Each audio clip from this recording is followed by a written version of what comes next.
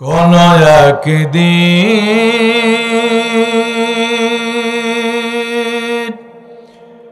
এদেশের আকাশে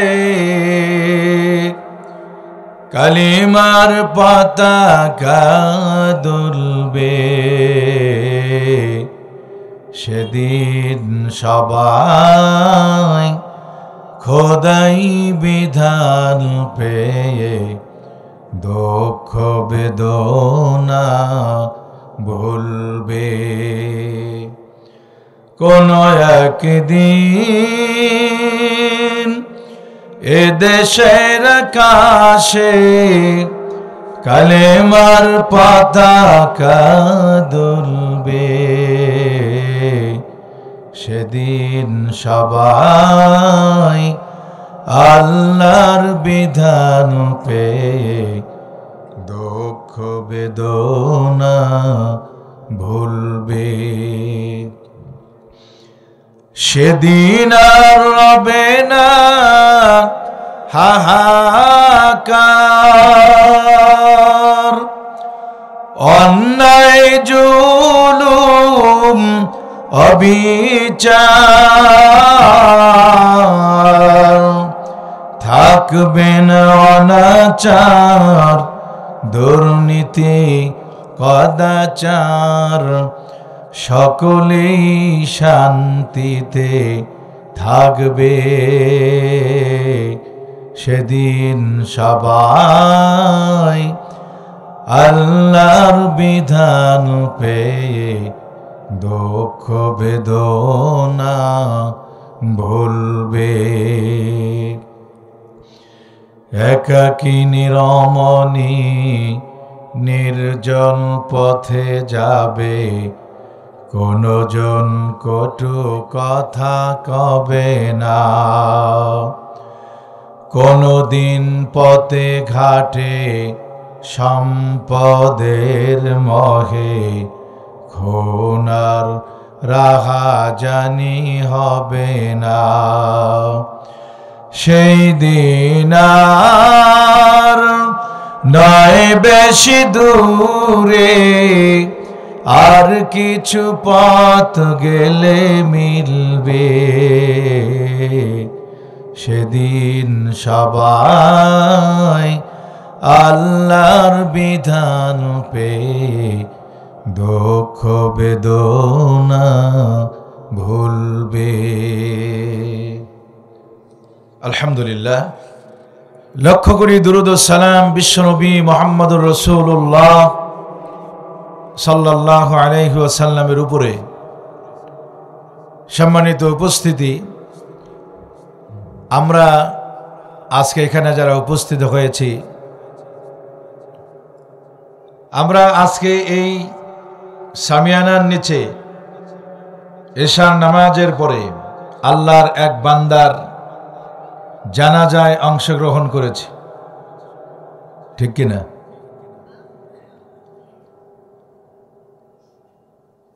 এটাই হচ্ছে মানুষের জীবন।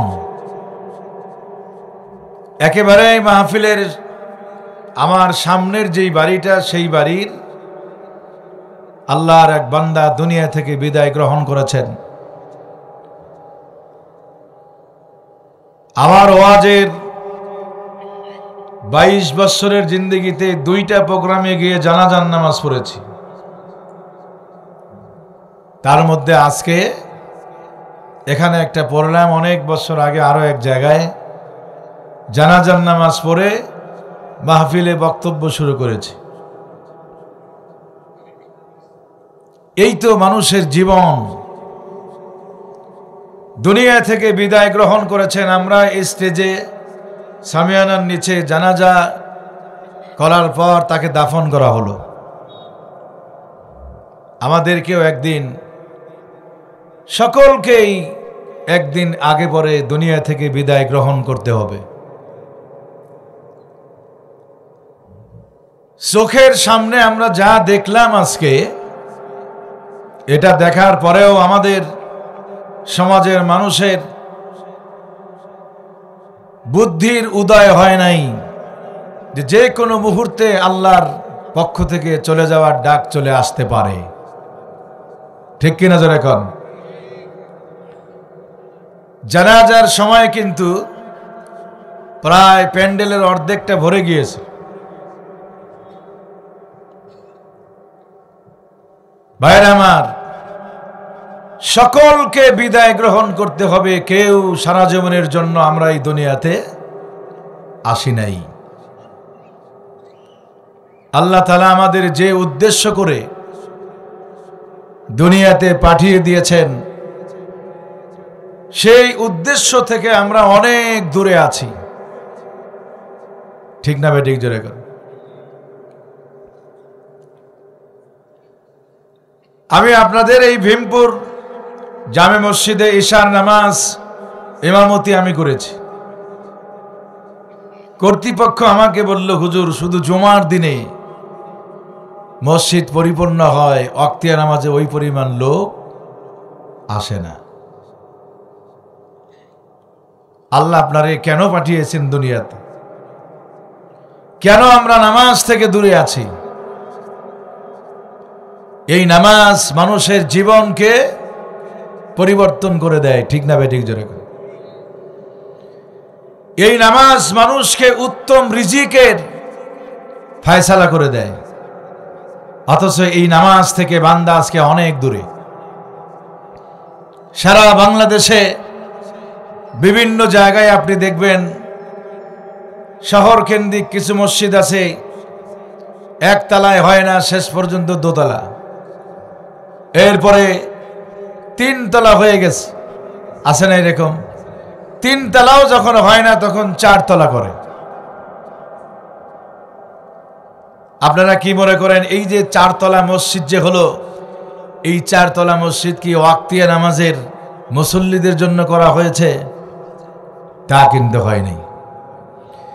এই চারতলা মসজিদটা হয়েছে জুমার নামাজের মুসল্লিদের জন্য। অথচ জুমার দিন যেদিন শেষ হয়ে যায়, জুমার নামাজ যখন শেষ হয়ে যায়, আসরের নামাজে ওই পরিমাণ লোক আর হয় না, ঠিক না বেঠিক জোরে? আর ফজরের নামাজের হিসাব আমি বাদই দিলাম। কোন কোন মসজিদ আছে ইমাম মুয়াজ্জিন ছাড়া মুক্তাদির কোনো খবর নেই। কি জবাব আপনি দিবেন? নামাজ যদি আপনি না পড়েন, কি জবাবটা আপনি দিবেন কবরের ভিতরে গিয়ে? অথচ এই নামাজ মানুষের জীবন পরিবর্তন করে দেয়। কিয়ামতের মাঠ যেদিন কায়েম হয়ে যাবে,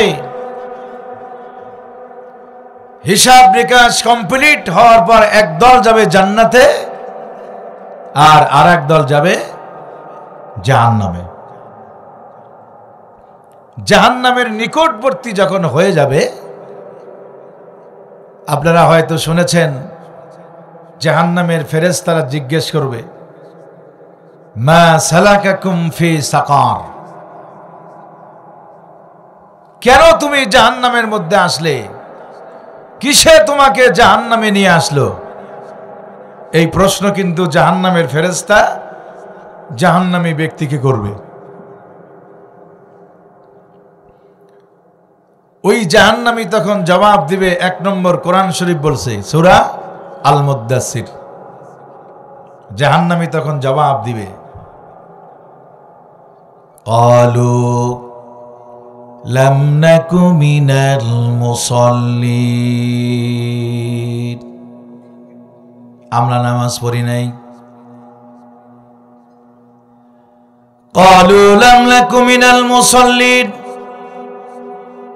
নামাজি ব্যক্তি আমরা ছিলাম না, মুসল্লি ছিলাম না। সাথে সাথে জবাব দিবে, এক নম্বরে আমরা নামাজ পড়ি নাই। জবাবটা যখন দেবে, এবার আমি আপনাদের প্রশ্ন করি, নামাজ মানুষ পড়ে না কেন? কেন নামাজ পড়ে না? এর উত্তর হলো, মানুষ দেখবেন নামাজের সময় নামাজ থেকে দূরে থাকে, ড্রাইভারকে জিজ্ঞেস করেন, অটো ড্রাইভারকে, তুমি কেন নামাজ পড়ো না? কয়, আমি তো রিজিক অন্বেষণ করার জন্য সকালে অটো নিয়ে বের হয়েছি, নামাজ পড়ার সময় আমি পাই না। গাড়ির ড্রাইভারকে বলেন, তুমি নামাজ পড়ো না কেন? সে বলবে, আমি তো প্যাসেঞ্জার নিয়ে রওনা দিয়েছি, নামাজের সময় কখন পাই? খেতে খামারে যারা কাজ করে ওদেরকে জিজ্ঞেস করেন, তোমরা কেন নামাজ পড়ো না? আমরা গরিব মানুষ, পেটের দায়ে সারাদিন মাঠের মধ্যে কাজ করি, নামাজের সময় কোথায়? এই জবাবগুলো কিন্তু যে যে সেক্টরে কাজ করে সেই সেক্টরের মানুষগুলি একথাই বলবে, ঠিক না বে ঠিক? কিন্তু আমার প্রশ্ন হলো, আপনি যে বললেন অটো চালানোর জন্য, গাড়ি চালানোর জন্য, ক্ষেত খামারে কাজ করার জন্য, পেটের দায়ে রিজিক অন্বেষণ করার জন্য নামাজের সময় পাই না, অথচ বুঝে থাকলে বলেন রিজিক দেওয়ার মালিকটাকে? আর একটু জোরে মুসলমানের আওয়াজে বলেন, কে? আল্লাহ। রিজিক দেওয়ার মালিক হলো আল্লাহ। আল্লাহ পাক বলেন, বান্দারে, আমি হলাম রিজিকের মালিক,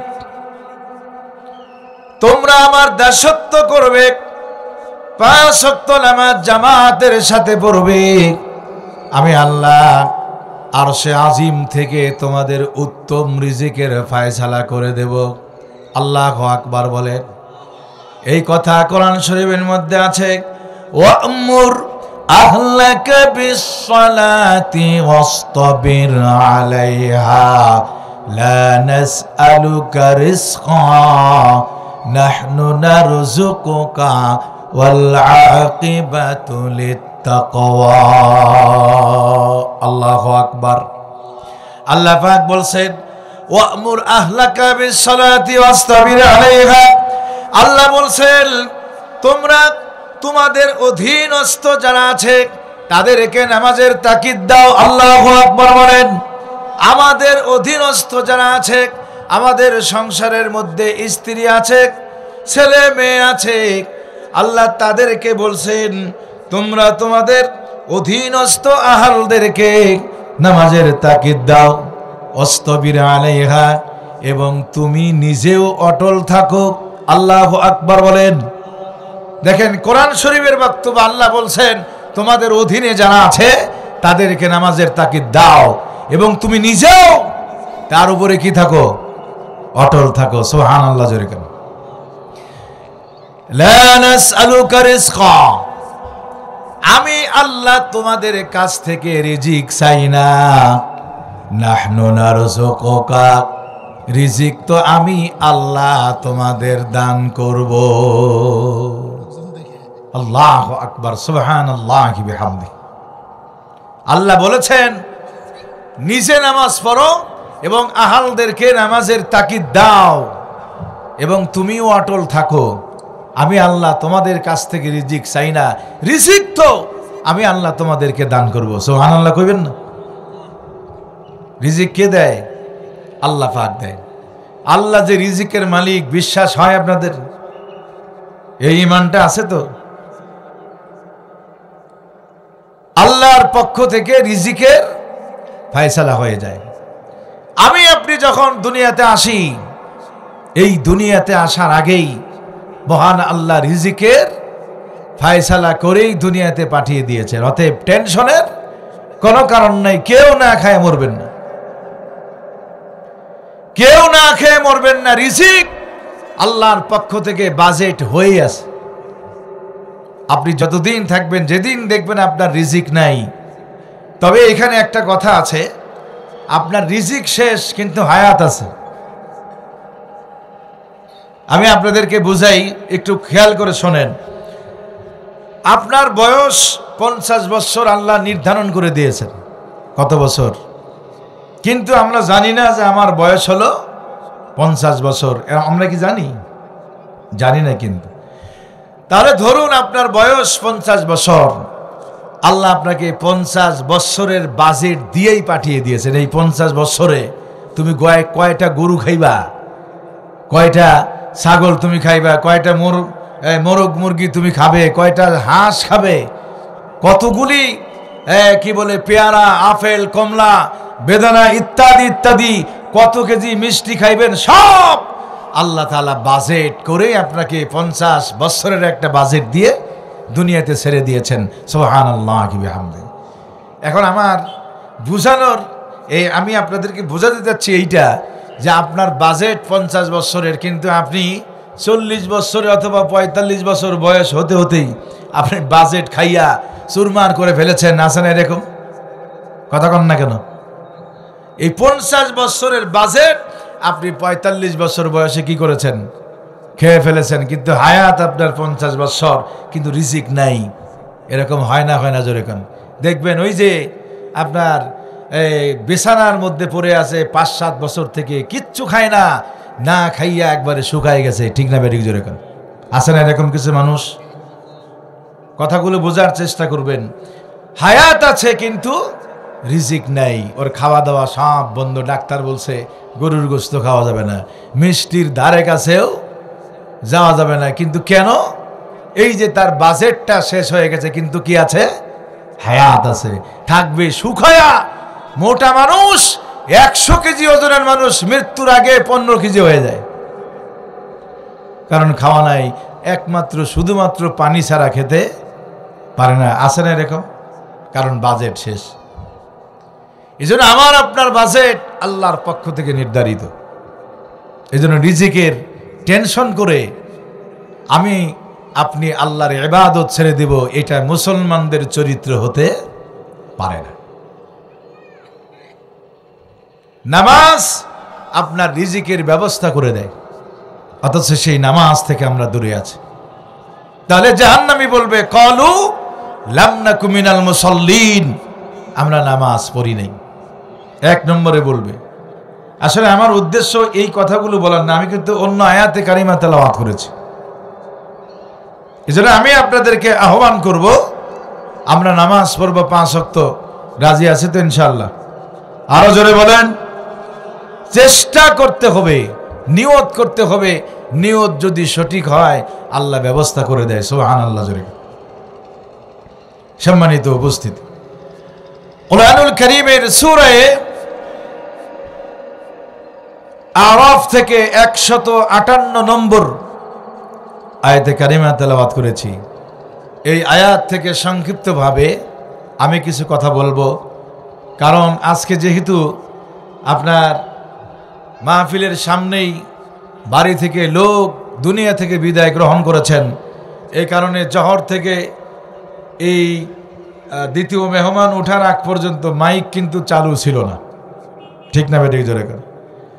এই জন্য মাহফিলের দিন যদি মাইক চালু না থাকে, মানুষ মনে করে নেয় মাহফিল হয়তো কোনো কারণে ক্যান্সেল হয়ে গেছে অথবা বন্ধ করে দিয়েছে। ঠিক কিনা জোরে করে? এই জন্য এই পরিবেশটা হয়ে গেছে। তবে আমরা দোয়া করি, যিনি বিদায় গ্রহণ করেছেন আল্লাহ তার কবরটা যেন জান্নাতের বাগান বানিয়ে দেন। আমরা বলি আল্লাহুম্মা আমিন। সম্মানিত উপস্থিতি, সূরা আরাফের 158 নম্বর আয়াতে কারিমার মধ্যে আল্লাহ যা বলছেন আমরা মনোযোগ সহকারে একটু কথাগুলি শুনবো। আমাদের এই দুনিয়াতে আমরা আসছি আমাদের হেদায়েতের জন্য। আল্লাহ পাক যুগে যুগে আদম আলাইহিস সালাম থেকে নিয়ে বিশ্বনবী মুহাম্মদুর রাসূলুল্লাহ সাল্লাল্লাহু আলাইহি ওয়াসাল্লাম পর্যন্ত অসংখ্য নবী দুনিয়াতে পাঠিয়ে দিয়েছেন। ঠিক কিনা জোরে কোন? তাদের দায়িত্ব ছিল আল্লাহ ভোলা মানুষদেরকে জান্নাতের রাস্তায় নিয়ে যাওয়া, ইহদিনাস সিরাতাল মুস্তাকিমের রাস্তায় তুলা। ঠিক না বেঠিক জোরে কোন? তো আমার রসুল শেষ জামানায় এসেছেন আখিরি জামানার পয়গম্বর হিসেবে। রসুল যখন উনি ঘোষণা দিয়ে দিলেন আল্লাহর পক্ষ থেকে, কার পক্ষ থেকে? এ ভাই একটু মুসলমানের আওয়াজে বলেন, কার পক্ষ থেকে ঘোষণা দিয়েছেন? আল্লাহ তাআলার পক্ষ থেকে যখন রসুল ঘোষণা দিলেন ওই মক্কার কাফের বেঈমানদের নিকট, কুল ইয়া আইয়ুহান নাস ইন্নী রাসূলুল্লাহি ইলাইকুম জামিআ নবীজি বলেন, হে মক্কার লোকেরা, আমি আল্লাহর পক্ষ থেকে তোমাদের জন্য রসুল হিসেবে প্রেরিত হয়েছি। মারহাবা, জোরে বলেন। কুল ইয়া আইয়ুহান নাস, ওগো নবীজি আপনি বলে দেন, হে মানব মণ্ডলী, হে মানুষ, ইন্নী রাসূলুল্লাহি ইলাইকুম জামিআ।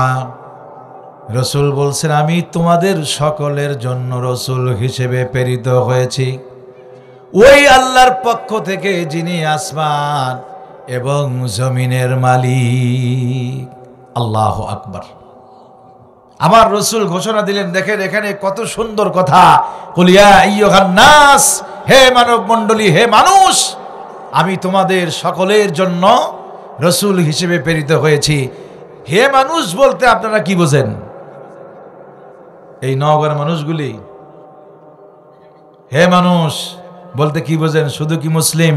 সমস্ত মানুষকে কেন্দ্র করে আল্লাহ তাআলা ঘোষণা দেওয়ার কথা বললেন। রসুলও ঘোষণা দিয়ে দিলেন, ইন্নী রাসূলুল্লাহি ইলাইকুম জামিআ। হে মানব মণ্ডলী, আমি তোমাদের সকলের জন্য রসুল হিসেবে প্রেরিত হয়েছি।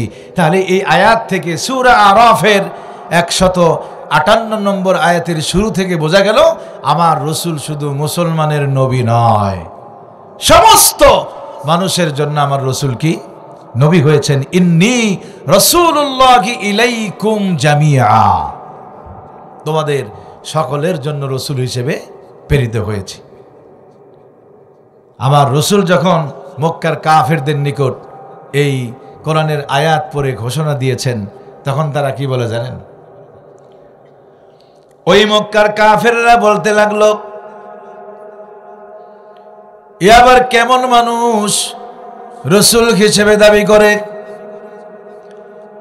ক্বালু মাযা ক্বালু মা লিহাদার রাসূল ইয়াকুলুত তাআম ওয়া ইয়ামশি ফিল আসওয়াক। ওই কাফেররা বলতে লাগলো, ইনি যদি নবী হয়, ইয়াকুলুত তাআম, খাবার খায় কেন? ওয়া ইয়ামশি ফিল আসওয়াক, বাজারে যায় কেন? আমি আপনি সকাল সন্ধ্যায় মাঝে মধ্যে বাজারে যাই কি যাই না বলেন? আমার রসুলও বাজারে যাইতো, ঘোরাফেরা করতো, খাবার খাইতো। ওই কাফেররা বলতে লাগলো, ইনি যদি রসুল হবে তাহলে বাজারে যায় কেন, আবার খানা পিলাও করে কেন? ওদের ধারণা হচ্ছে যিনি রসুল হবেন তিনি খাবারও খাবে না, বাজারেও আমাদের মতো ঘুরবে না। ওরা বলতে লাগলো, এই মক্কা নগরে এত মানুষ থাকতে তোমাকে নবুয়ত দিয়েছে, তোমার বাবা নাই, মা নাই, এতিম মানুষ, টাকা নাই, পয়সা নাই, গরিব মানুষ, আল্লাহ কি তোমাকে নবুয়ত দিয়েছে নাকি? ওদের ধারণা হলো যিনি নবী হবেন তিনি অবশ্যই সম্পদশালী ব্যক্তি হবে, লোকবল থাকবে। ওই কাফেরদের ধারণা। আপনি ভালো করে খেয়াল করে দেখেন, বর্তমান সময়ে যারা ইসলামের লিবাসধারী, ইসলামের লেবাস পরে, ইসলামের পথে চলে, ওর যদি অর্থ সম্পদ না থাকে, ও কিন্তু মসজিদের বড় আসনটায় বসতে পারবে না। কথা কন না কেন? কথা বলেন ঠিক না বেঠিক? 5 ওয়াক্ত নামাজ পড়ে, এরপরে সুন্নতের লেবাস আছে, ইসলামের সমস্ত বিধানগুলি মানে, কিন্তু অর্থনৈতিকভাবে দুর্বল। দেখবেন এলাকার লোকজন তাকে কোশ্চেন কালেও মসজিদের সভাপতি, সেক্রেটারি এই আসনটা কোনো দিন দেবে না। কথা বলেন না ঠিক না বেঠিক? কারণ জানে যে গরিব মানুষ, এর সভাপতি বানায় কি নাই, লাভ নাই। অথচ কোরআনুল কারীমের সূরা তাওবা 18 নম্বর এবং 18 নম্বর আয়াতে কারিমার ওয়াজ যদি বিশ্লেষণ যদি করা যায়, তাহলে ওই মানুষটাই সভাপতি হওয়ার হক রাখে। আল্লাহু আকবার, জোরে করে। এখন আমরা যদি মসজিদগুলোতে ওই যে সূরা তাওবার 17 নম্বর 18 নম্বর আয়াতের বক্তব্য যদি দেই, ইমামের চাকরি আর থাকবে না। এই তোরে এই বক্তব্য কে দিতে বলছে? মুসল্লি বলবে তখন। ওই আয়াতগুলির মধ্যে মসজিদ কমিটি কারা হবে তার দিক নির্দেশনা আল্লাহ পাক ১৫০০ বছর আগে আমার রাসূলকে জানিয়ে দিয়েছেন। কারা মসজিদের কমিটি হবে, কারা মাদ্রাসার কমিটি হবে, দিক নির্দেশনা সেই আয়াতের মধ্যে আছে। কোন মসজিদে কি আপনি আলোচনা শুনছেন এই সমস্ত আয়াত নিয়ে কথা বলতে শুনেছেন কি? ইমাম জানে এই বক্তব্য দিলে আসরের নামাজ পড়ায় যাব, মাগরিবের সময় আর চাকরি থাকবে না। ওই কাফেররা মনে করতো যিনি নবী হবেন, যিনি রাসূল হবেন, উনি হচ্ছে অনেক সম্পদশালী হবে। কেন গরিব মানুষ হবে? তারপরে বাজারে যাবে না, খানা পিনাও করবে না। এই জাতীয় লোককে আল্লাহ নবুয়ত দিয়েছে, ওরা কোনোভাবেই মানতে নারাজ। শেষ পর্যন্ত অস্বীকার করে ফেলল ওই কাফেররা। আবার রাসূলের মনটা খারাপ হয়ে গেল। ঘোষণা একটা দিয়ে দিল কিন্তু কেউ মানে না, তাহলে মন খারাপ হবে না? বলে মন খারাপ হয়ে গেছে। তখন আল্লাহ পাক রব্বুল আলামিন আবার রাসূলকে সান্ত্বনা দিয়ে আয়াত নাজিল করলেন। সুবহানাল্লাহ। ওগো নবীজি, ওই মক্কার কাফের বেঈমানেরা মানুক আর না মানুক, আমি আল্লাহ পাক বললাম ইন্নাকা লামিনাল মুরসালিন, অবশ্যই আপনি আমার রাসূলদের অন্যতম। আল্লাহু আকবার, জোরে কর। ওরা মানুক আর না মানুক, ওদের মানা না মানার মধ্যে কোনো কিছু আসে যায় না। আমি আল্লাহ পাক ঘোষণা দিলাম অবশ্যই আপনি রাসূলদের অন্যতম। আল্লাহ পাক আমার রাসূলকে সান্ত্বনা দিয়ে সূরা ইয়াসিন থেকে আয়াত শোনায় দিলেন। সুবহানাল্লাহ। রাসূলের মর্যাদা বাড়ল না কমলো? আল্লাহ পাক বলছেন ওরা মানুক আর না মানুক, আমি আল্লাহ বললাম আপনি আমার রাসূল। আল্লাহু আকবার, জোরে কর। আমার রাসূলকে মহান আল্লাহ তাআলা কত মহব্বত করে ভালোবাসে। যত নবী এসেছেন কোরআনুল কারীমের মধ্যে আছে। কোরআন এটা এমন একটা তাফসীর, এই তাফসীর করতে গেলে জ্ঞানী লোক লাগবে। কোরআনের তাফসীর কিন্তু সকলেই আবার বোঝে না। কথা বলেন না কেন? কোরআনের তাফসীর কিন্তু সব মাহফিলে করা যায় না। অথচ ইসলামী জালসা তাফসীরুল কোরআন মাহফিল লেখে ঠিক, কিন্তু কোরআনের বক্তব্য আপনি দিবেন। বর্তমান সময়ে এমন কিছু শ্রোতা আছে কোরআনের এই ওয়াজগুলি আর খাইতে চায় না। তাদের ধ্যান ধারণাই হলো মাহফিলে যাব, হুজুর যাত্রা গানের মতো কিছু কৌতুক করবে, অভিনয় করবে, এগুলো দেখে মনটা শান্ত হবে, আনন্দ ফুর্তি লাগবে। মাহফিলগুলো এখন যাত্রার গানের অনুষ্ঠানের মতো হয়ে গেছে। কথা কন ঠিক না? ঠিক। কৌতুকের সার্কাসের একটা অনুষ্ঠান হয়ে গেছে কোরআনের মাহফিলগুলি। এখানে কোরআন থেকে তাফসীর করলে মানুষ আর বুঝতে চায় না। এইটা একটা ওয়াজ হলো নাকি? কথা বলেন না কেন? মানুষ কিন্তু এরকম মনে করেছে এখন মাহফিলগুলো। কোরআনের তাফসীর করবেন, বুঝতে চায় না। আসলে এটাও ঠিক, কোরআনের কথা বুঝতে গেলে কোরআন সম্পর্কে কিছু একটা অন্তত ধারণা থাকা প্রয়োজন। কথা বলেন ঠিক না ঠিক? যে জিনিস আপনি বুঝেন না ওইটা কি মানুষ সহজে খাইতে চায়? বলেন জোরে কেন? খাইতে চায় না কেন? কিন্তু আল্লাহর কোরআনের যে মুজিজা আছে, কোরআনের যে পাওয়ার আছে, কোরআন যে আপনার সর্বজনীন কিতাব, কোরআন যে মানুষের জীবন পরিবর্তন করে দেয়। এক মানুষও তার সামনে যখন কোরআন তেলাওয়াত করা হয় তার মনটা কিন্তু বিগলিত হয়ে যায়। কথা কন ঠিক না ঠিক?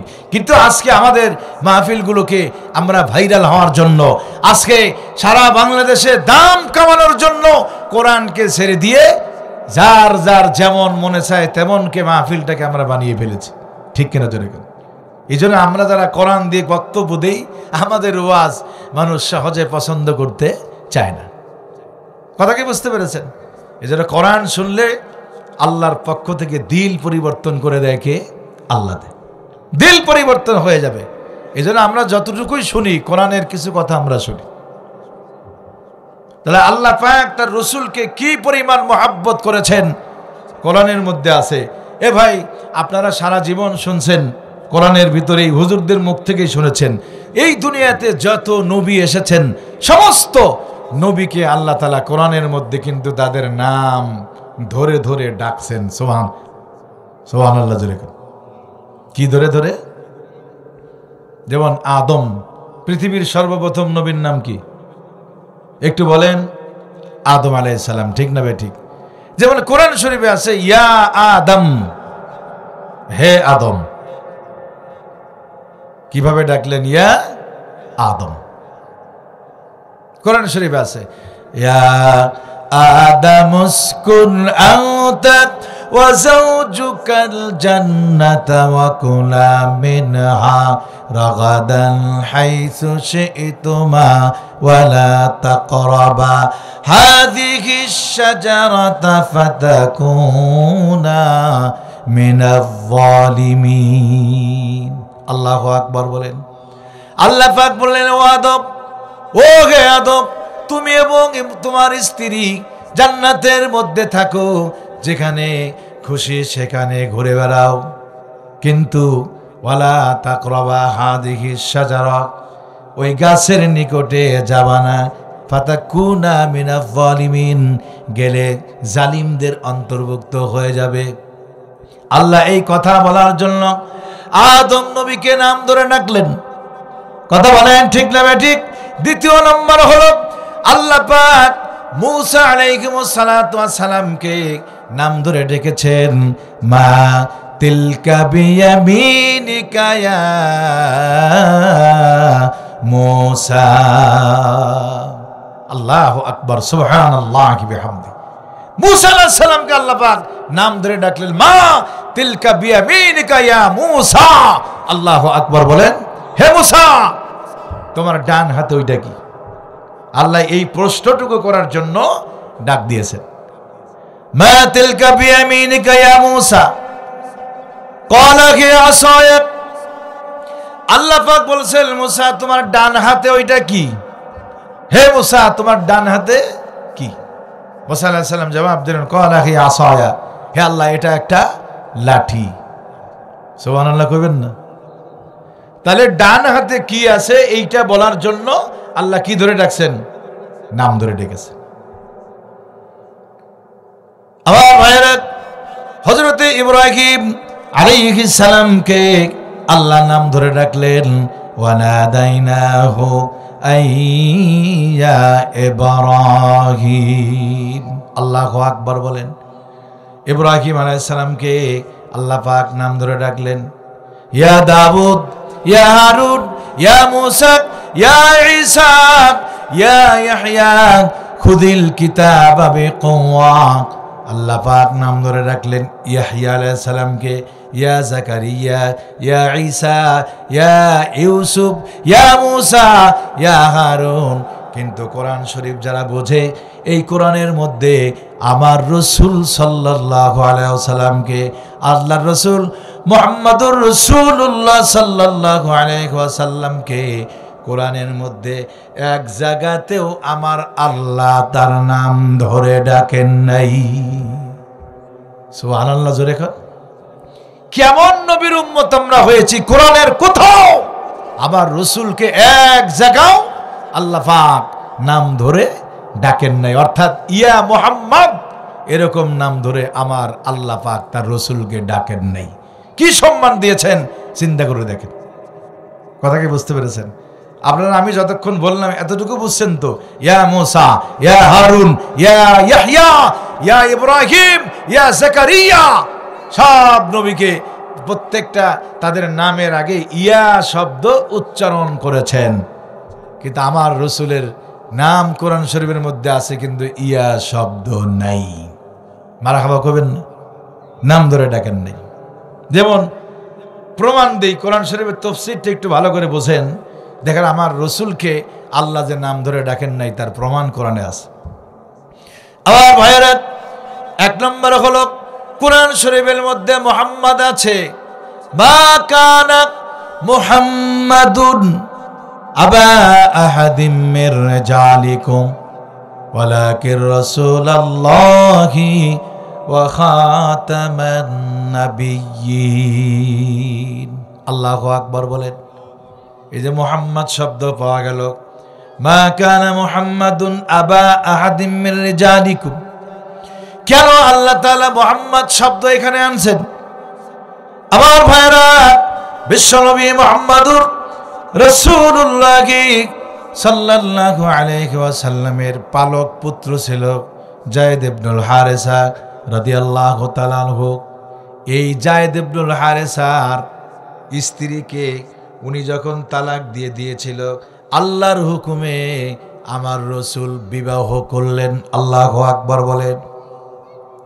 যায়েদ ইবনুল হারেসা রাদিয়াল্লাহু তাআলা আনহুর পালক, আল্লাহর রসুলের পালক পুত্র, এই জায়েদের ছেড়ে দেওয়া, তালাক দেওয়া স্ত্রীকে আমার রসুল আল্লাহর হুকুমে কি করলেন? বিবাহ করলেন। তখন মক্কার কাফেররা বলতে শুরু করলো, এটা কেমন নবী নিজের ছেলের বউকে বিবাহ করেছে? নাউজুবিল্লাহ জোরে কেন?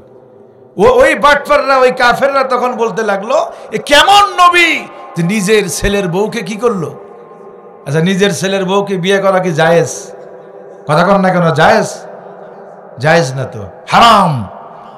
ওরা মনে করছে নিজের ছেলের বউকে রসুল বিয়ে করেছে, এটা আবার কেমন নবী? এটা কথা কি বুঝতে পেরেছেন? তখন আল্লাহ পাক রব্বুল আলামিন ওই কাফেরদের দাঁত ভাঙা জবাব দিয়ে দিলেন, মা কানা মুহাম্মাদুন আবা আহাদিম মির রিজালিকুম ওয়ালাকির রাসূলুল্লাহ ওয়া খাতামান নবিয়্যিন। আল্লাহ পাক রব্বুল আলামিন বলে দিলেন, মুহাম্মদ সাল্লাল্লাহু আলাইহি ওয়াসাল্লাম কোন পুরুষ লোকের আব্বা নয়। তার কোনো সন্তান, পুরুষ সন্তান ছিল না, সে তার ছেলের বউকে বিবাহ করেন নাই, বরং তিনি হলেন আল্লাহর রসুল এবং শেষ নবী। জোরে কোন আল্লাহু আকবার। এখন আপনারা প্রশ্ন করতে পারেন, হুজুর আমার রসুলের কি সন্তান ছিল না? রসুলের সন্তান ছিল, কিন্তু সব সন্তানগুলি বালেগ হওয়ার আগেই দুনিয়া থেকে বিদায় গ্রহণ করেছেন। অতএব ছেলের বউকে বিবাহ করার প্রশ্নই আসে না। এই জন্য আল্লাহ পাক বলছেন, মা কানা মুহাম্মাদুন আবা আহাদিম মির রিজালিকুম, আমার রসুল পুরুষ লোকের আব্বা না। ওই কারণে বলছেন। তাহলে এখানে কি ইয়া মুহাম্মদ পাওয়া গেল? শুধু পাওয়া গেছে মুহাম্মদ। আল্লাহু আকবার জোরে কর। এই হলো এক নম্বর গেল।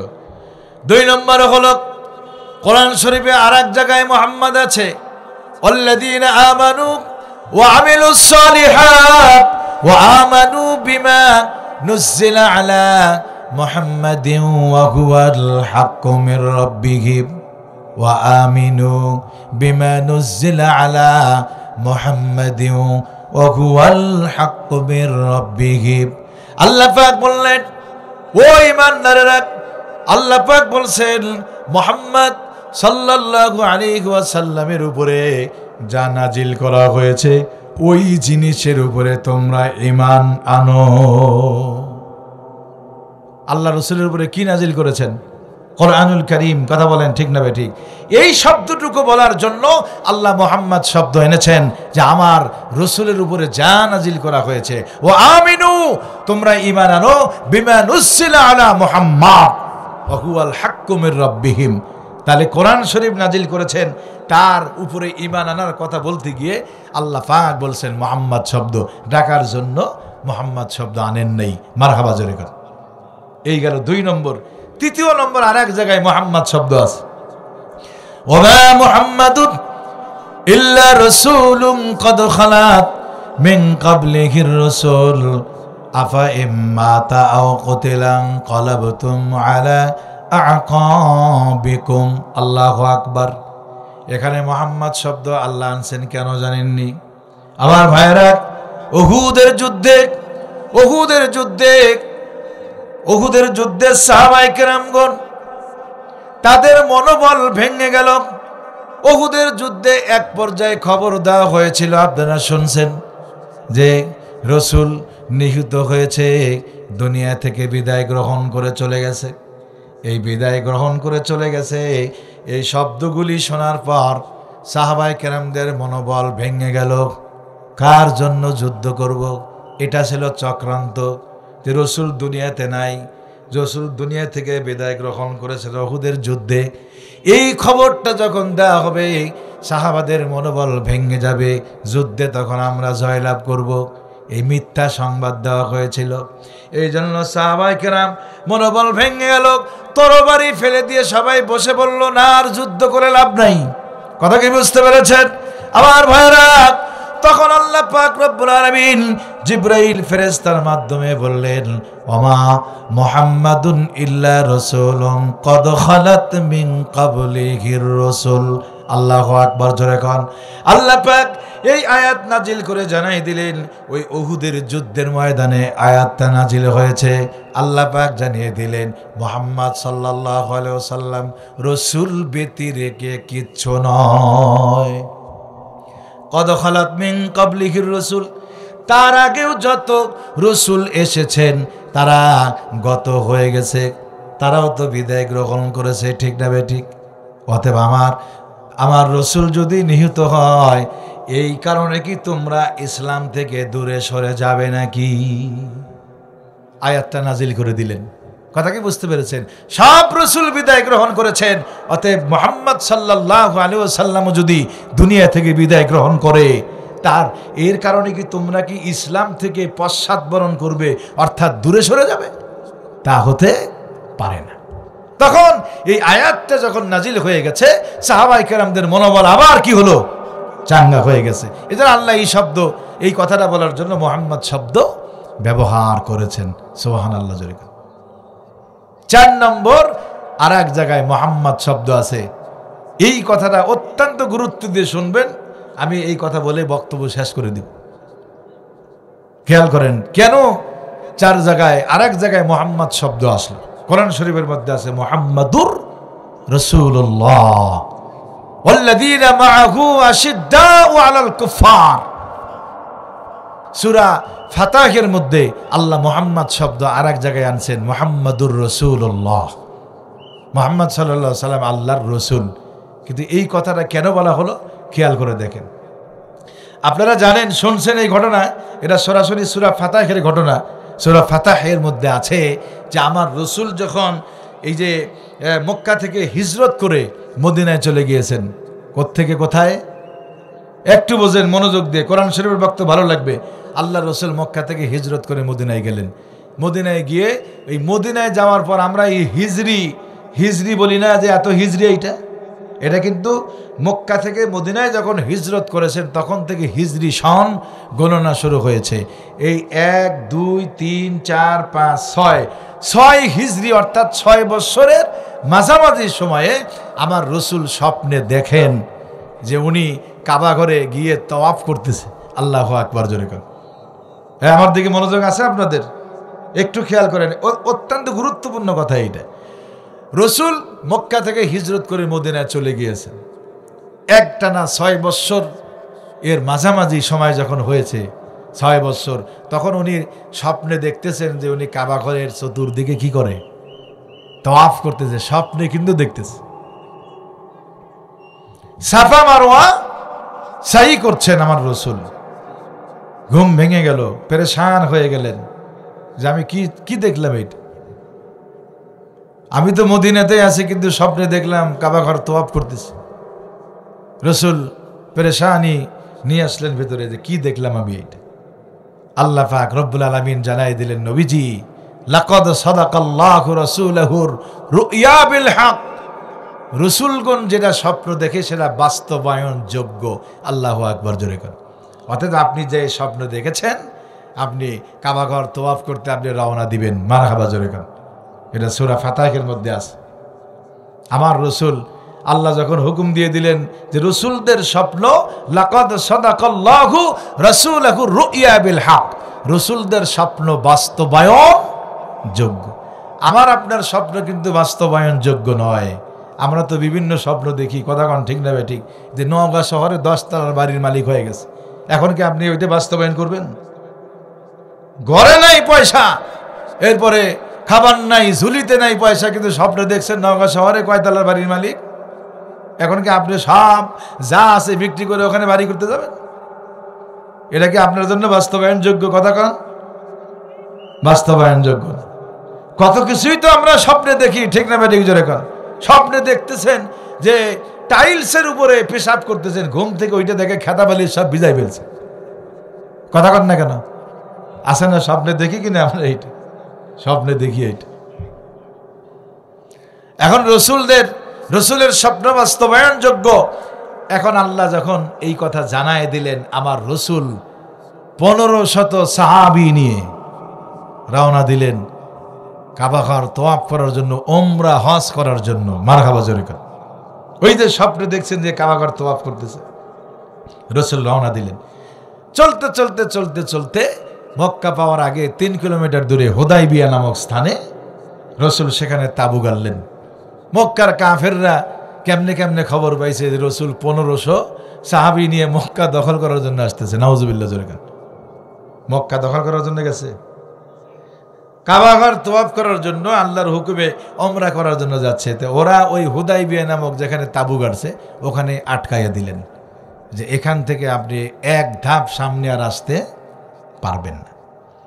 রসুল বললেন, আমরা ওমরা করার জন্য আসছি। আমার ভাইয়েরা, বিশ্বনবী মুহাম্মদুর রাসূলুল্লাহ সাল্লাল্লাহু আলাইহি ওয়াসাল্লাম যুলহুলাইফা থেকে ইহরামের কাপড় পরিধান করেছেন। সাহাবায়ে কেরামদের শরীরের মধ্যে ওই যে সাদা কাপড়, ইহরামের কাপড়গুলি আছে। আল্লাহু আকবার জোরে কোন। ওই যুলহুলাইফা থেকে ইহরামের কাপড় পরিধান করে আমার রাসূল সাল্লাল্লাহু আলাইহি ওয়াসাল্লাম মক্কার দিকে আসতেছেন। মাঝপথে হুদাইবিয়া নামক স্থানে কাতাবু গাড়লেন। কাফেররা ওখানে আটকায় দিয়েছে। এখান থেকে এক ধাপ সামনে অগ্রসর হওয়া যাবে না।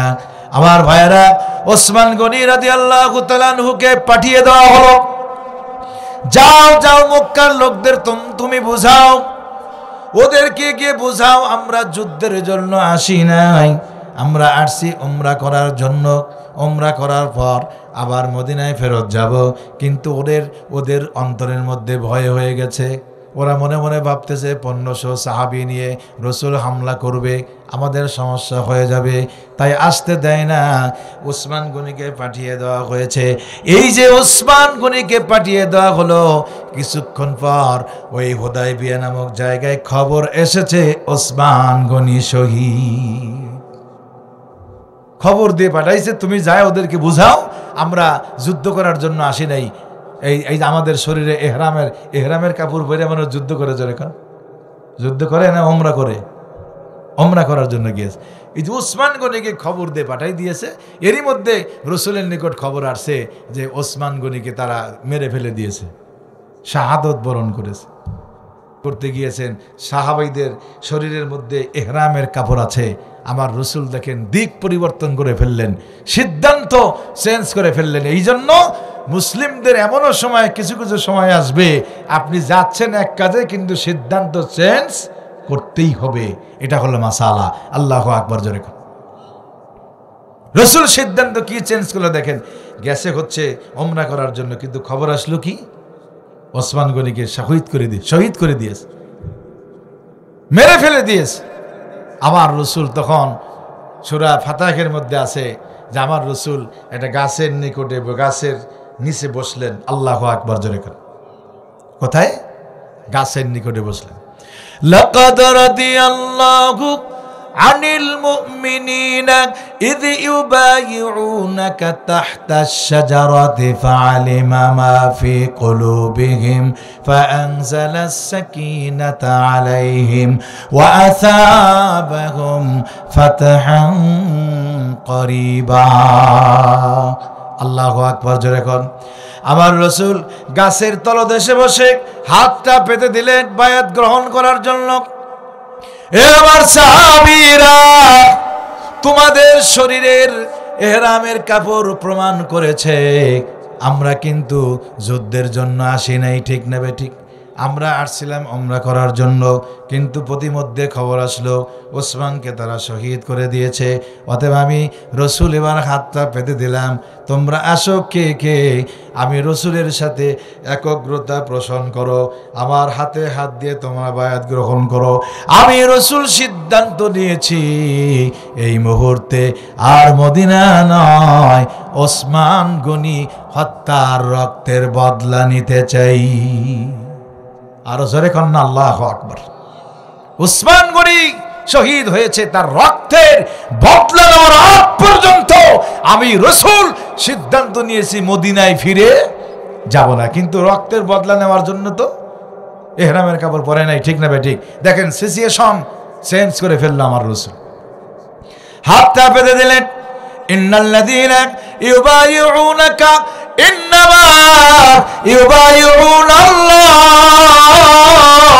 ইয়াদুল্লাহি ফাওকা আইদিহিম।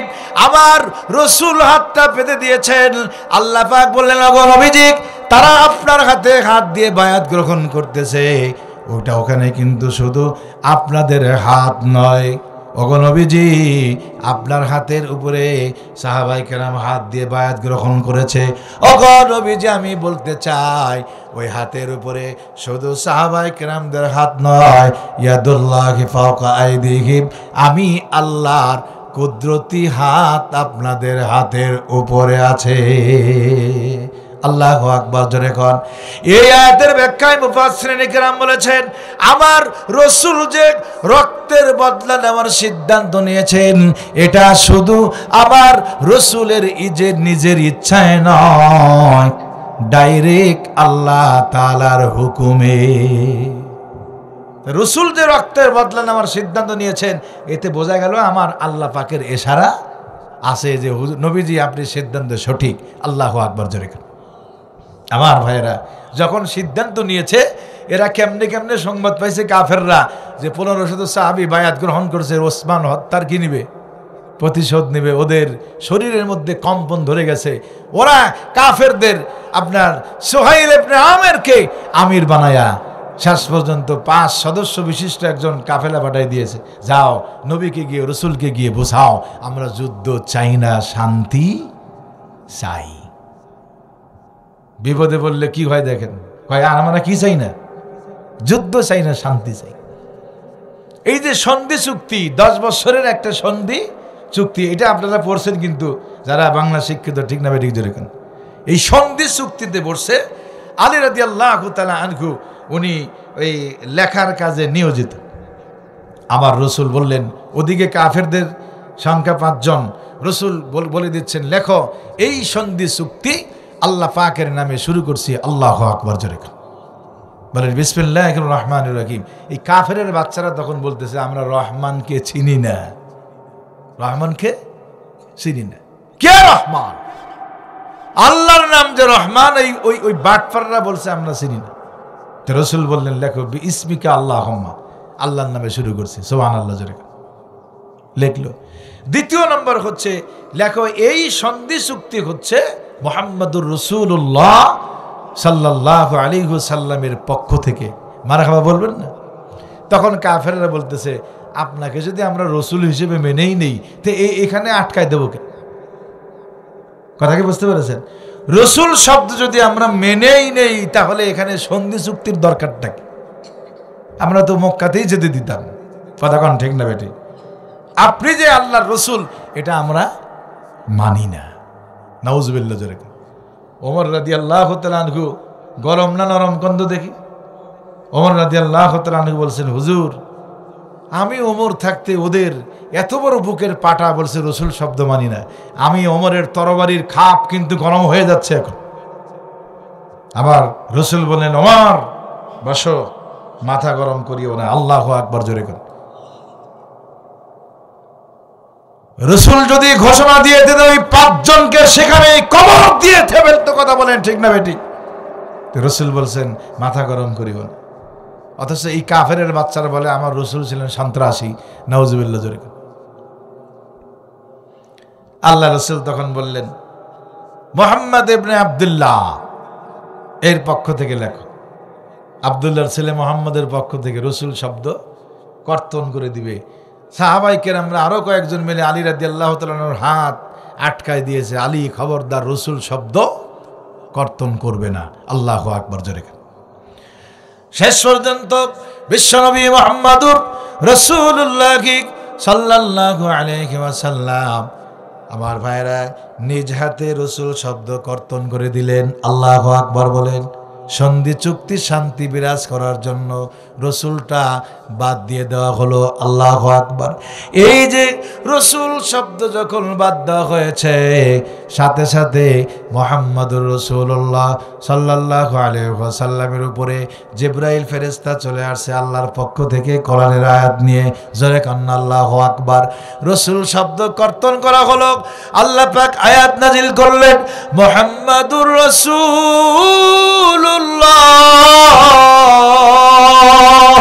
সাল্লাল্লাহু আলাইহি ওয়াসাল্লাম। সূরা ফাতহ, মুহাম্মাদুর রাসূলুল্লাহ, মুহাম্মদ সাল্লাল্লাহু আলাইহি ওয়াসাল্লাম আল্লাহর রাসূল। আল্লাহু আকবার বলেন।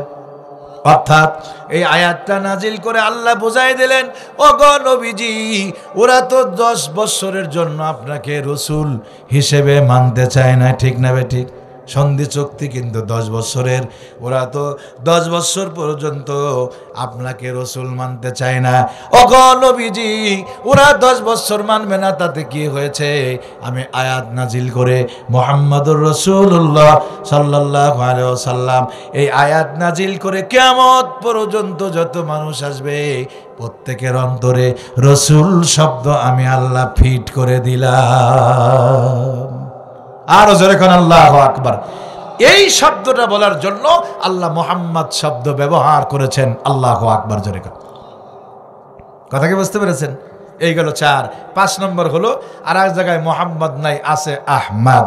বলেন সাল্লাল্লাহু আলাইহি ওয়াসাল্লাম।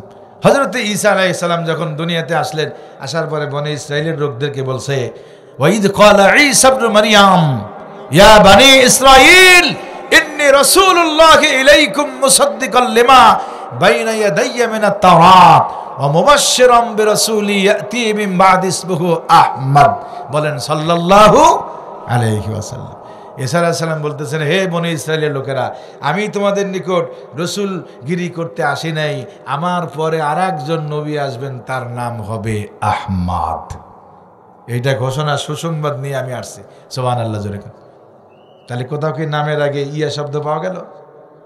লাস্ট বক্তব্য যে আমার রসুলকে তো আল্লাহ নাম ধরে ডাকেন নাই, পৃথিবীর মানুষকেও নাম ধরে ডাকতে নিষেধ করেছেন। সুবহানাল্লাহ। জোরে কোন। এই যেমন আমরা যেমন আব্দুল সাত্তার, আব্দুর রহমান বলি কি বলি না, আমার রসুলকে আল্লাহ ডাকতে নিষেধ করেছেন। তোমরা একজন আরেকজনকে যেভাবে ডাকো ওইভাবে আমার রসুলকে ডাকবা না। কোরআন শরীফে সূরা নূরের শেষ দিকে আল্লাহ বলছেন, লা তাজআলু দুআআর রাসূলি বাইনাকুম কাদুআই বা'দিকুম বা'দা। হে পৃথিবীর মানুষ, আমি আমার রসুলকে নাম ধরে ডাকি নাই, সুতরাং তোমরা পরস্পর পরস্পর যেইভাবে নাম ধরে একজন আরেকজনকে ডাকো, ওই রকম আমার নবীকে ডাকার সময় তার নাম ধরে ডাকবা না। আল্লাহু আকবার। জোরে কোন। এখন প্রশ্ন হলো, নাম ধরে আল্লাহ ডাকেন নাই, তাহলে ডাকছে কেমনে? একটা তো কিছু বলে ডাকছে আল্লাহ, ঠিক না বে ঠিক? কথা বলেন না কেন? একটা কিছু ধরে ধরে তো ডাকছেন। যেমন আপনার ঘরে সন্তান আছে, তার একটা নাম আছে। আপনার কলিজার টুকরা সন্তান, ছেলে হোক মেয়ে হোক, তার একটা নাম আছে না নাই? আমরা কিন্তু নাম বাদ দিয়ে সোনা বলি, ময়না বলি, মধু বলি, জাদু বলি, বলি না? বলি না? কি মোহাব্বত দেখবেন ময়নারে এইদিকে, অথচ নাম হলো নার্গিস, কিন্তু বলি কি ময়না, জাদু, সোনা, আমার প্রাণ, ঠিক না বে ঠিক? ইত্যাদি ইত্যাদি বলে ডাকি।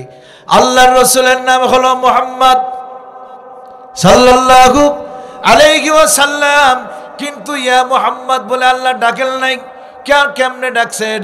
যেমন আপনার একটা বন্ধু চাদর মুড়ি দিয়ে শুয়ে আছেন, তার নাম আপনি জানেন, এরপরেও আপনি ভান করে বলতেছেন চাদরের মধ্যে কে শুয়ে আছে। বলি কি বলি না? অনেক সময় নাম কিন্তু জানা আছে, তারপরেও কিন্তু বলি কে শুয়ে আছে রে চাদরের মধ্যে। আল্লাহর রাসূল সাল্লাল্লাহু আলাইহি ওয়াসাল্লাম আল্লাহর বন্ধু হলেন, আল্লাহ তাআলার বন্ধু হলেন মুহাম্মাদুর রাসূলুল্লাহ, বিশ্ব নবীর বন্ধু হলেন আল্লাহ সুবহানাহু ওয়া তাআলা। আমার রাসূল চাদর গায়ে দিয়ে শুয়ে আছেন, আমার রাসূলের নাম কি আল্লাহ জানেন না? জানেন না? কথা বলেন না কেন? কিন্তু রসুল চাদর গায়ে শুয়ে আছেন। আমার আল্লাহ পাক রব্বুল আলামিন কত সুন্দর করে ডাকতেছেন, ইয়া আইয়ুহাল মুজাম্মিল, হে কম্বলওয়ালা। আল্লাহু আকবার বলেন। ইয়া আইয়ুহাল মুদ্দাসসির, হে চাদর গায়ে জড়িয়ে সহ্য গ্রহণকারী উঠে পড়েন। ইয়া মুহাম্মদ বলেন নাই ওঠেন, নামাজের সময় হয়ে গেছে, আল্লাহর রসুলকে তা বলেন নাই, বলছেন ইয়া আইয়ুহাল মুজাম্মিল, হে কম্বলওয়ালা আপনি উইঠা পড়েন। আল্লাহু আকবার বলেন। এমনি করে ইয়াসিন বলেছেন, তাহা বলেছেন, এরপরে ইয়া আইয়ুহাল মুজাম্মিল, ইয়া আইয়ুহাল মুদ্দাসসির বলেছেন, কিন্তু বিশ্ব নবীর নাম ধরে আল্লাহ ডাকেন নাই। আল্লাহু আকবার, সুবহানাল্লাহি বিহামদি। কি সম্মান, কি ইজ্জত আমার রসুলকে আল্লাহ পাক দিয়েছেন, দেখেন নামটা পর্যন্ত ধরে ধরে ডাকেন নাই। সেই নবীর আপনি উম্মত, সেই নবীর আদর্শ যতক্ষণ আপনার শরীরে আসবে না, সেই নবীকে যখন সবচাইতে বেশি প্রাধান্য দিবেন না, আল্লাহর কসম সত্যিকারের মুমিন হতে আপনি পারেন না। আজকে আমরা মালের মহাব্বত, সন্তানের মহাব্বত, সব কিছুর মহাব্বত ভিতরে ঢুকাই নিয়েছি। আল্লাহ রসুল বলছেন, যতক্ষণ পর্যন্ত তোমাদের সম্পদ, ধন সম্পদ, আব্বা আম্মা, পিতা মাতা, দুনিয়াতে যা কিছু আছে, ব্যবসা বাণিজ্য, সব চাইতে যতক্ষণ পর্যন্ত আমি রসুল তোমার কাছে প্রিয় না হব, তুমি মুমিন হতে পারো না। রসুলের সুপারিশ পাওয়ার জন্য রসুলের সুন্নত মানার প্রয়োজন আছে না নেই? আরো জোরে কন। লাস্টে যেই বক্তব্য দিয়ে 1 মিনিট লাগবে, আজকে আমরা রসুলের সুন্নতকে ভুলে গিয়েছি। কথা কন ঠিক না বেটি? রাগ করিয়েন না। যারা প্রত্যেক দিন দাড়ি কাটে, এমনও বান্দা দুনিয়াতে আছে, প্রতিদিন অফিসে যাওয়ার আগে একটা করে পোজ দেয়, দাড়ি উঠুক আর না উঠুক। কথাকে বুঝতে পেরেছেন? অফিসে সুন্দরী হুর পরি আছে, দাড়ি যদি গোছায় দেখলে তো আমার আর সালাম দিবে না। আছে না এরকম কিছু লোক? এখন তো প্রত্যেকটা অফিসে অর্ধেক লেডিস আর অর্ধেক কি জন্ডিস। কথা কন না কেন? এখন এমনও কিছু লেডিস আছে, তারা দেখবেন অর্ধ উলঙ্গ হয়া সাজগোজ করে মেকআপ লাগায় যখন অফিসে যায়, এখন যেটা ছেলে পুরুষ যেটা অফিসার আছে চিন্তা করলো, ওর চাইতে আমার সুন্দরী সুন্দর রূপে আমাকে অফিসে হাজির হওয়া লাগবে। কথা কন ঠিক না বেটি? ওই জন্য প্রত্যেক দিন দেখবেন পৌঁছ দেয়, প্রতিদিন দাড়িতে একবার করে চাঁচ মারে। আসেন এরকম কিছু লোক, ও নিয়ত করেছে আল্লাহর রসুলের সাথে বিদ্রোহ ঘোষণা করেছে। কার সাথে? রসুলের সাথে। উনি আল্লাহর সাথে বিদ্রোহ ঘোষণা করছে, আল্লাহ তুমি যত দিবা আমি প্রত্যেক দিন আমি কাটবো। এই মাইকটা একটু প্যাপু বন্ধ করেন তো। যত দিবা প্রত্যেক দিন কাটবো, আমি যদি বেটা হই দাড়ি আমি কাটবই। আসেন এরকম কিছু লোক। আহারে ভাই রে, দুনিয়াতে যে লোকটা মারা গেল আজকে, জানাজা করলেন আপনারা, দেখেন কত সুন্নত দুনিয়াতে আছে। একটা সুন্নত শুধু মৃত্যুর পরে সাথে যায়, সেটি হচ্ছে বিশ্বনবীর সেই সুন্নতি দাড়ি। আল্লাহু আকবার জোরে করেন।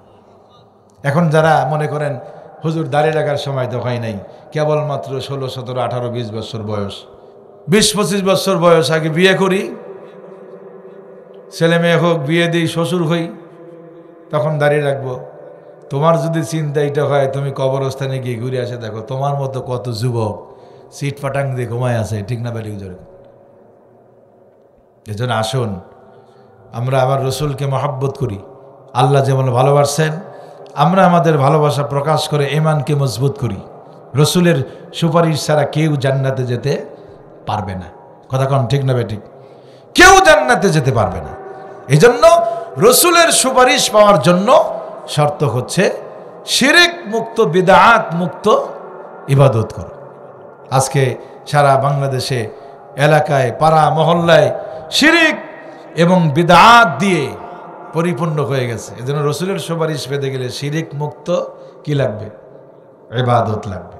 সম্মানিত উপস্থিতি, আমি আর লম্বা কথা বলতে চাচ্ছি না, মানুষজন কম, বিশাল বড় প্যান্ডেল। কথা কন ঠিক না বে ঠিক? এজন্য আসুন, আগামীকালকে মাহফিলের শেষ দিন। আপনারা ইতিমধ্যেই প্রসারে দেখছেন মুফতি ইলিয়াসুর রহমান জেহাদি আমরা সকলেই তার নাম জানি, চিনি।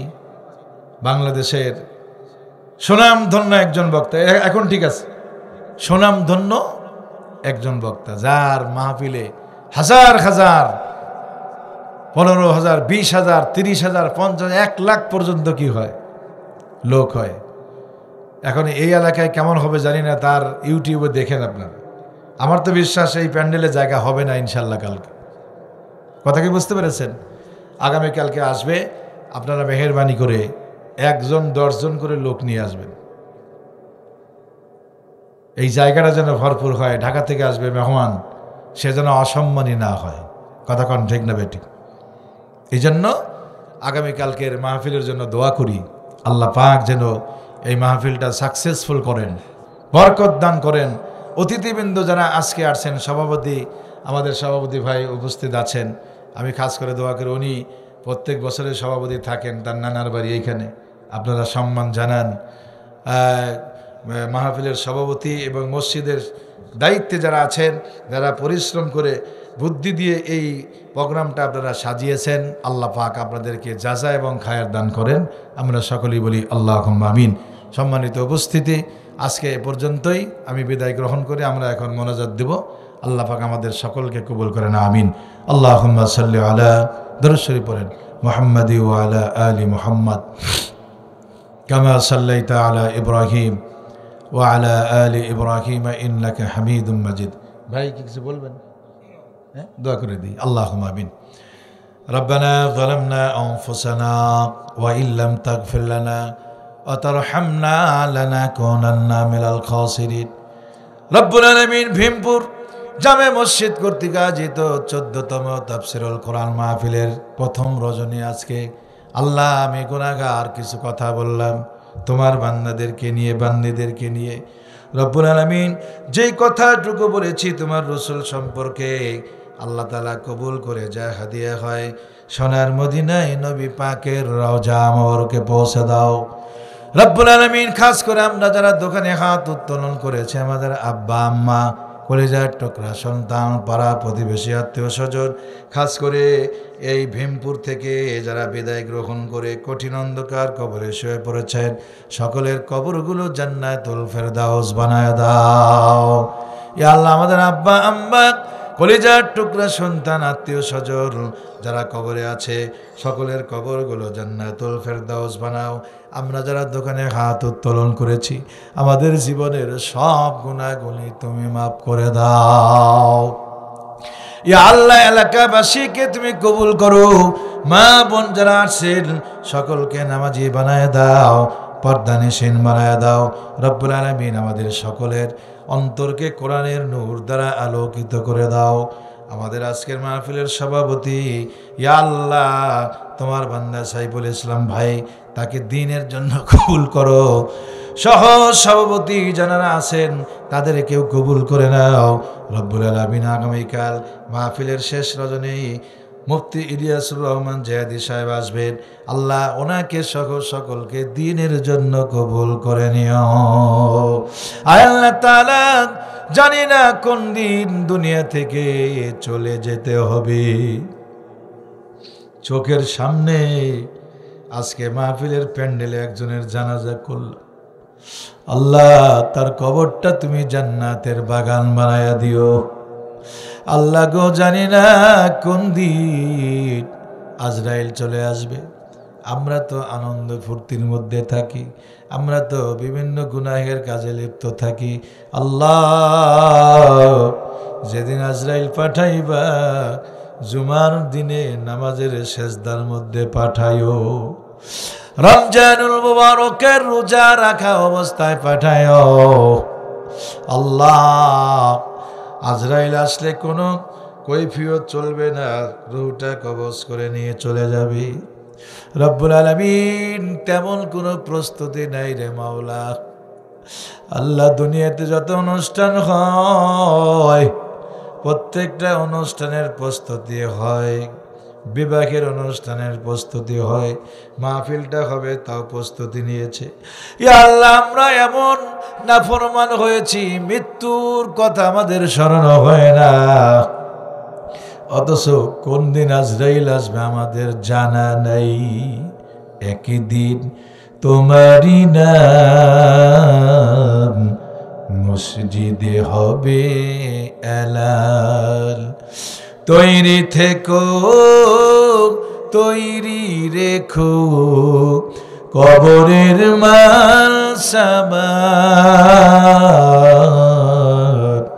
একদিন তোমারই নাম মসজিদে হবে এলান। রব্বুল আলামিন, গভীর রাত্রি হয়ে গেছে, আরো একটা আবেদন করি।